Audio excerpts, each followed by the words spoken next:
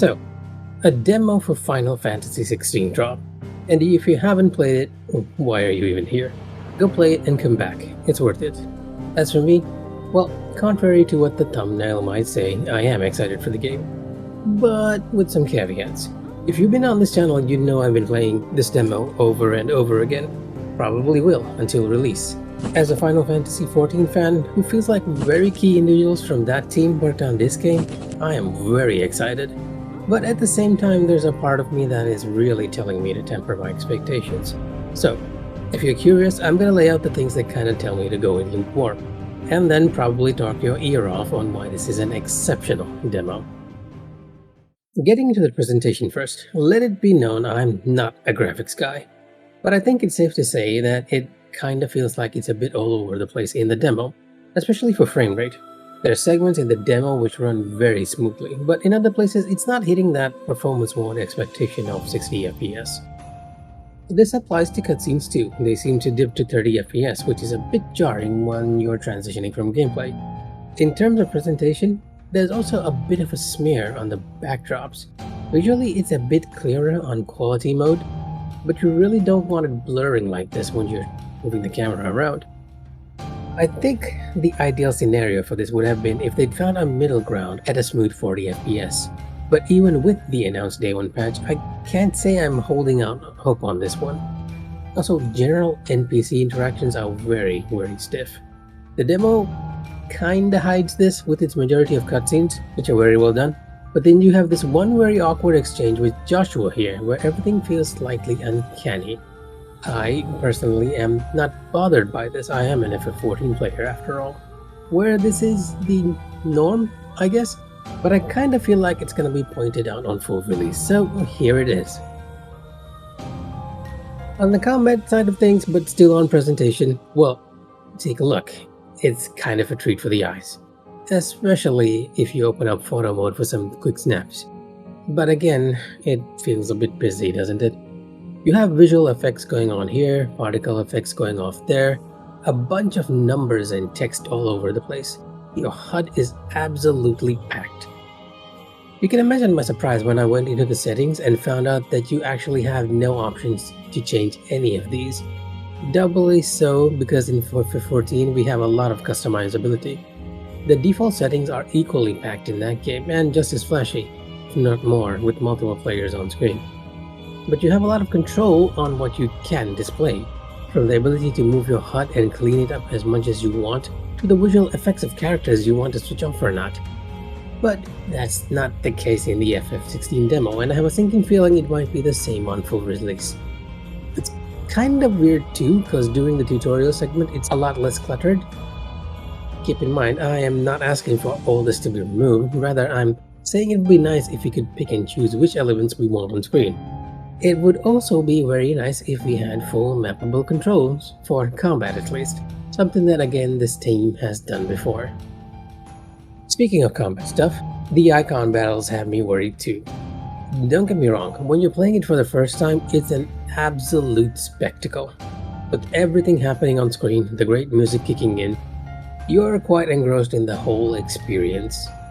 However, the Panzer Dragoon high kind of fades when you realize that all you're doing is moving around a reticle and shooting out projectiles, and occasionally dodging.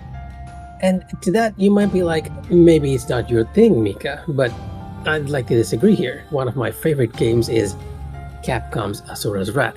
And even though it's been a while, I feel like they did this exact thing, but much better over there. Supposedly, each icon battle is going to feel very different, and while the sequence might be quite engrossing at the start, I have to wonder whether it will feel all that enjoyable when the player's own inputs into the sequences are somewhat limited. But okay, enough of the things I'm worried about. Let's talk some positives. For the combat itself, I personally find it very engrossing. I realize there is a portion of Final Fantasy fans who are up in arms about it not being turn-based, and for other reasons, but I'm all in for this one. It isn't the first time we've had a sort of action-based system in a Square Enix game, or one where party members are controlled by AI either. Between you and me though, I'm kinda hoping they do what they did with Joshua in the demo, but you get to control him for a portion of the story with his own set of abilities. Kind of akin to what more recent expansions of Final Fantasy XIV has been doing, by giving you specific segments where you take control of an NPC party member. If I had to describe 16's combat though, it's very Devil May Cry, which is kind of expected. But saying that makes it feel somewhat derivative. While we do have a lot of moves which are straight up abilities from Devil May Cry with a Final Fantasy overcoat, the system as a whole works in a way which feels as if it's its own thing. At the moment from the demo, rather than full action combat, I feel like it's action combat light. You do have your own set of basic attacks, range spells, and moves that combo between the two, but most of your stronger abilities are mappable inputs which do specific things when pressed. And again, this is very similar to FF14 in that you map stuff to the buttons and execute it with a trigger plus a button combo, especially if you're playing on controller. That's not to say that it doesn't have any complexity or depth. Just like how you should be reading the tooltips in 14, you really want to look at the details of your moves, which can be accessed by pressing triangle.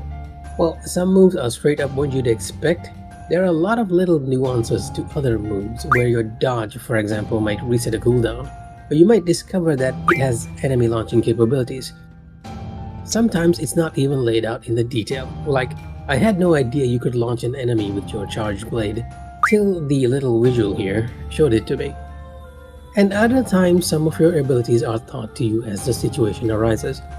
Like I had no idea that during the Phoenix vs Ifrit battle that you had access to a move called Flames of Rebirth. Likewise, I had no idea you could parry until a second run where I accidentally activated it against the mobile boss. It seemed kinda unintuitive at the time to actually be attacking while the boss was making a huge move towards you. Speaking of bosses, they're actually fantastic, with each enemy coming across with their own set of moves and abilities for you to fight against. The Dragoon boss was a highlight, considering he sounds like a certain NPC character 14 players might be familiar with. May I have this dance? He's an Imperial Dragoon. And you are the shield who was blessed by the Phoenix. Not that it will save you! No, worm! This ends here! I'd have to give the crown to the Benedicta fight later on, since it's really where you get to mess around with all the tools at your disposal. During this later segment, you can switch between your mappable icon inputs on the fly, allowing you to make some very interesting matchups. And it seems in the full game that once you master these abilities, you can put them on other icon sets or hotbars, allowing for even more variety.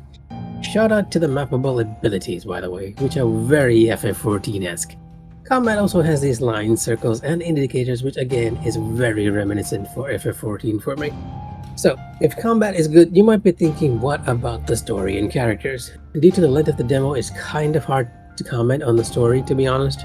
There's definitely a very interesting thread being woven here, but whether they can pull it off is a bit of a question. A comparison I've been seeing a lot here is that it feels very Game of Thrones, but to me it actually feels very Final Fantasy Tactics, which I suppose is again a given.